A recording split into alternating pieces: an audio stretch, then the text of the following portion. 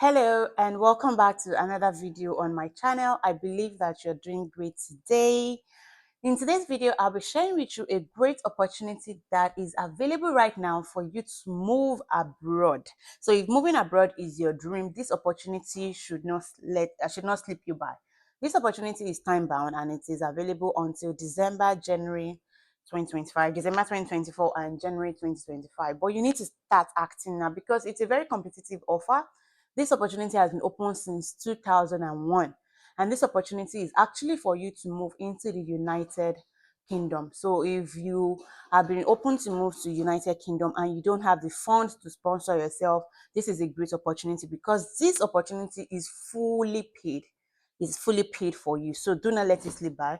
So before we go into the video today, and I want to appeal to you to watch this video to the very end because all of the information that I'll be covering today are very important for you to know.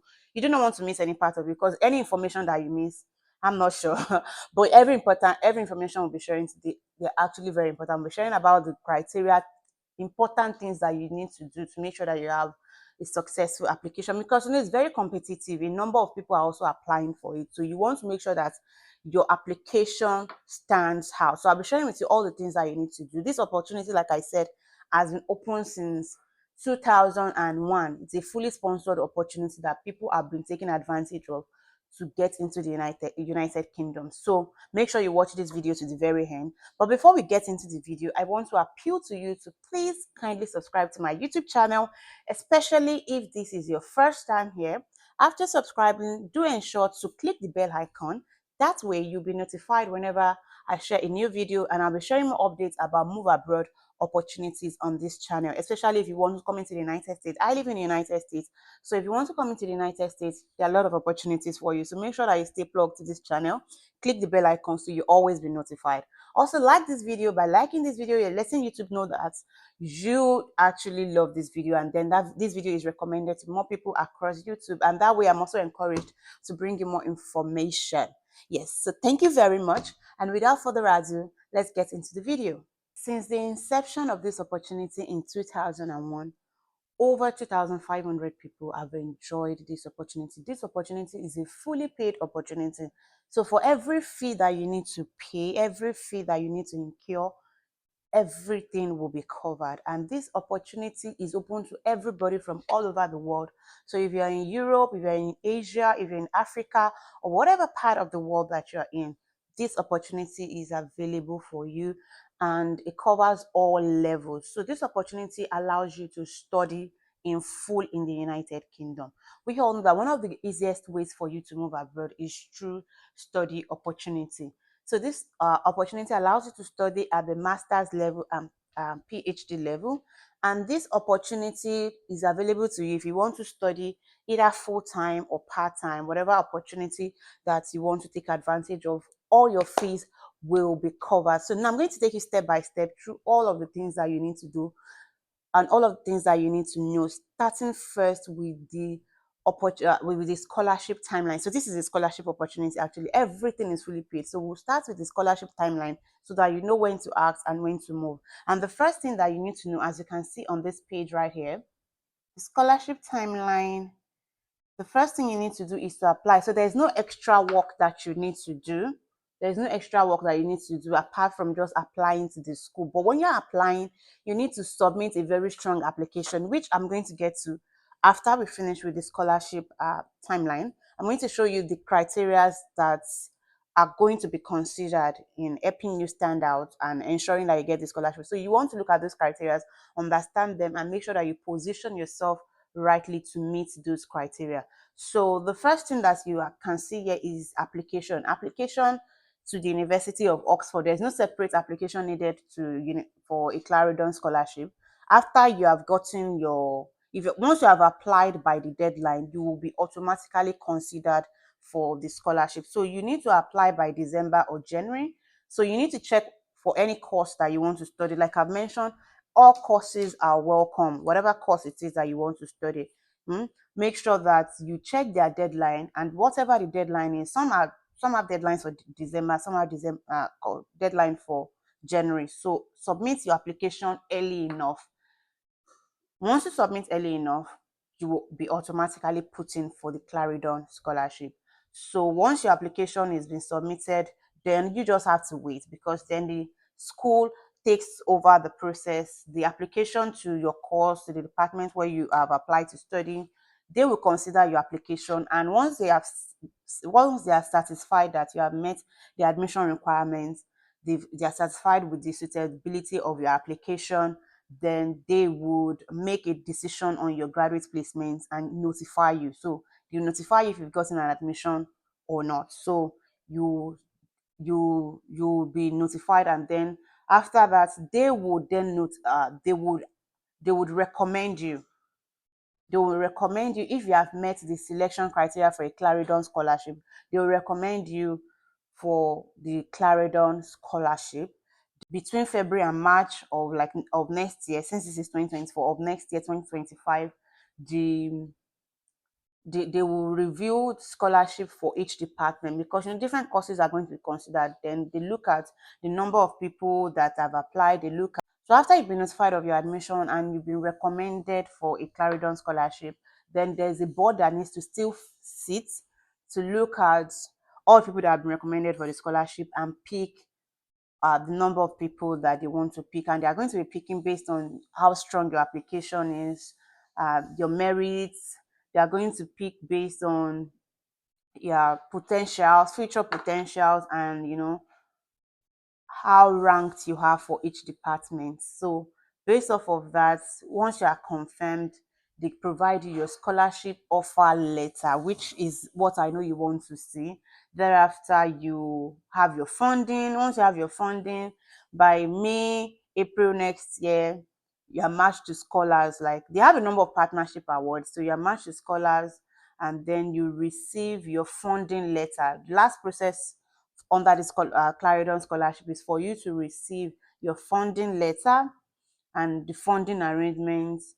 So your college placements will go along with your funding arrangements. So you'll be notified, and then you'll be notified somewhere around before June next year. So if, like they've said on this page, if you have not heard from them by mid-June, you should assume that you have not gotten the scholarship. So this opportunity will allow you to go into the UK to study by next year, say July, August. So you want to make sure that you apply early and meet the criteria for selection. So very importantly, let's look at the selection criteria.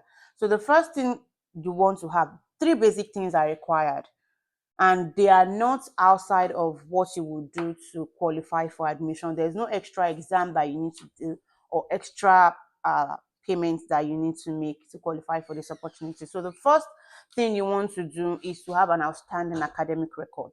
It's very important. So because now this is an opportunity for you to study at the master's and PhD level. So it means that for your bachelor's degree, you would have had a good academic record, and good academic record has been provided here, as you can see, a list of 3.7. So let's say your GPA system in your school is based on a 4.0 GPA system. You should have a minimum of 3.7. And if it is like 5.0, then you should have a minimum of 4.5 or above to be considered for this scholarship. But actually, you will be required to evaluate your transcript, because now you want to make sure that it is based on a 4.0 GPA system. You get, so that way it's easier for them to evaluate your application and determine your suitability. So it's very important that you have a strong academic record. Yeah, it's a very competitive opportunity. Imagine something being fully sponsored. Everybody wants to take advantage of it, so they need to make sure that they are getting the best, because this scholarship opportunity is actually to promote learning. So the second consideration for this scholarship is looking at your future potential and aptitude, and they are going to evaluate this based on the references you provided, based on research opportunities that you've done, based on volunteer opportunities that you've done. So it's very important that as a student, while in school or even after school, you still continue to learn, and you want to have strong references. So let's say you are able to get your like professors from your school to write you good references, or your boss from your workplace to write you good references. All of this can be submitted along with your application to give you a strong background, a strong application actually. So all of these things will be considered. They want to evaluate to see, okay, who are you? How are you helping others? How are you helping yourself? What is the probability that you can even complete this program? Because you know it's a very competitive opportunity, and it's quite tasking. So they want to be sure that you can go through the rigorous requirements of the program. So they're going to evaluate based on that. And if you've not written any research or something, you've not written any research paper, maybe it might be a good opportunity for you to what you can write about, submit it for publication, and add that to your application as well. Another thing that you will be required to submit is a statement of student motivation, which is usually part of admission requirements. That's the same thing as your statement of purpose. So when you're writing a statement of purpose, ensure that it is a strong one. Write it and get people to look at it for you. You could even get a professional, pay them to look at it, because this is a fully paid opportunity. Outside of your fees being paid, you are getting stipends, and based on history, people have been getting like 18,000 pounds per annum. That's a lot of money, especially in the United Kingdom. So don't think that this will come cheap or easy. So if you have to pay like maybe $200 for somebody to look at your statement of purpose, I think that it is worth it. A lot of people will be also they'll be submitting professional statement of purposes, research papers, applications. So you want to give yourself a fair chance to stand out. So these three selection criteria are the things that you need to know they stand out. These are the basis on which your application will be considered and evaluated. The courses are covered in full, as well as your living cost. The duration is through the period of your fee liability. So if you're doing a 2-year course, a 1-year course, as long as you have fees and you are liable to pay those fees, Claridon is going to cover that for you. You just have to go in, study, and be good. I feel that is a good chance. If you ask me, that's a good opportunity. So, and you are not studying at just any type of school, you are studying at the University of Oxford. So this is a great opportunity if you ask me. So yeah. So basically these are all the things that you need to know about the Clarendon scholarship. Like I said, the deadline is course dependent. So go into the university's website, as you will see here. I'm going to paste it on the screen. Go into the university's website and look at the courses that you are interested in.